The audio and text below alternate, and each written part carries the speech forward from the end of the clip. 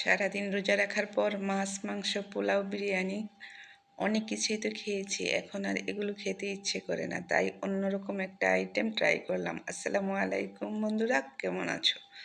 Welcome জানাচ্ছি তোমাদেরকে আমার এই ছোট্ট পেজে।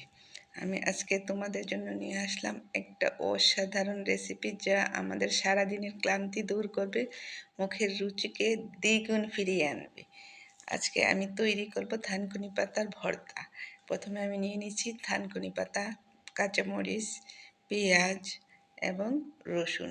আমি সবগুলো সুন্দর করে ধুয়ে পরিষ্কার করে একদম বেছে ঠিক করে নিয়েছি। এখন আমি চুলার মধ্যে শুকনো খোলা মানে অয়েল ফ্রি, তেল ছাড়া একটা কড়াই বসিয়ে দিয়েছি। এর মধ্যে দিয়ে দিলাম রসুনগুলো, তারপরে দিয়ে দিলাম পেঁয়াজ কুচি, তারপরে দিয়ে দিলাম কাঁচামরিচ, দিয়ে এগুলো ভালো করে সুন্দর করে হালকা করে ভেজে নিব। এই রেসিপিটা মানে এই ভর্তাটা অনেক লোভনীয় লাগে, তারপরে এর মধ্যে আছে প্রচুর পরিমাণে ভিটামিন এবং ঔষধি গুণাগুণ, যা আমাদের শরীরের জন্য অনেক উপকারী। দেখো আমার পেঁয়াজ রসুনগুলো কীরকমভাবে ভাজলাম। এখন আমি এর মধ্যে দিয়ে দিলাম পরিমাণ মতো লবণ, দিয়ে সুন্দর করে আবারও একটু নেড়ে চেড়ে ভেজে নিব। তাই হয়ে গেল আমার পেঁয়াজ রসুন কাঁচামরিচ ভাজা। এখন আমি শিলপাটা এগুলো ভালো করে একদম বেটে নিব।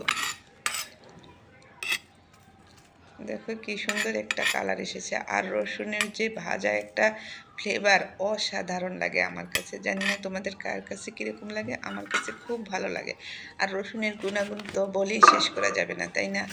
সারাদিনে আমাদের শরীরে যে ঘাটতি হয় রোজা থাকার পরে, এই রেসিপিটা খেলে সম্পূর্ণভাবে একদম সব কিছু পূরণ হয়ে যাবে। এখন আমি দিয়ে দিব হচ্ছে পাতাগুলো, থানকুনি পাতাগুলো। এগুলো আমি ধুয়ে বেছে সুন্দর করে পরিষ্কার করে নিয়েছি। তোমরা চাইলে এগুলো আরও ছোট ছোট করে কেটেও দিতে পারো। আস্তে আস্তে করে আমি এগুলো সবগুলো বেটে নিচ্ছি। এই তো আমার বাটা প্রায় শেষ হয়ে গেল, আবার একটু ভালো করে বেটে নিলাম। এই তো হয়ে গেছে আমার থানকুনি পাতার ভর্তা। আমি এখন এটা ইফতারের সাথে খিচুড়ির সাথে পরিবেশন করব।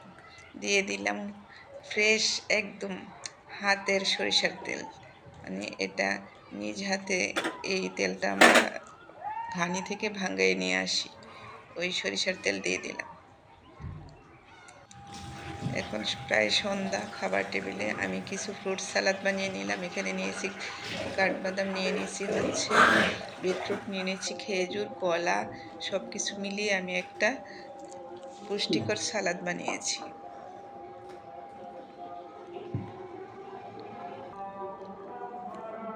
তারপর এখানে হয়েছে হাঁসের ডিম ভুনা করেছি, থানকুনি পাতার ভর্তা, আর হচ্ছে খিচুড়ি। এটা হচ্ছে পাতলা খিচুড়ি।